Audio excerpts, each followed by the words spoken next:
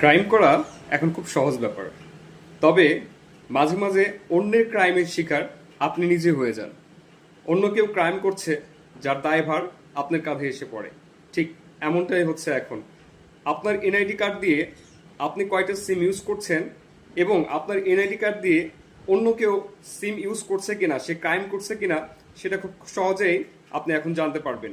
কারণ আপনার এনআইডি দিয়ে যদি সিম ওঠায় যদি অন্য কেউ কোনো ক্রাইম করে, তাহলে সেই দায়ভার কিন্তু আপনার ঘাড়ে এসেই চাপবে।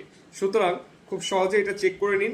যদি চেক করার পরে এমন দেখেন যে আপনার এনআইডি দিয়ে এমন সিম ইউজ হচ্ছে যেটা আপনি করছেন না, আপনি ওঠাননি, তাহলে সেই সিম কোম্পানির সার্ভিস সেন্টারে গিয়ে সহজেই সেটা বন্ধ করার ব্যবস্থা করুন। তো চলুন দেখে নেওয়া যাক কিভাবে করবেন। এটা চেক করার জন্য অবশ্যই আপনাকে ডায়াল করতে হবে 16001#। এটা ডায়াল করার পরে আপনার এনআইডি লাস্ট 4টা সংখ্যা চাইবে।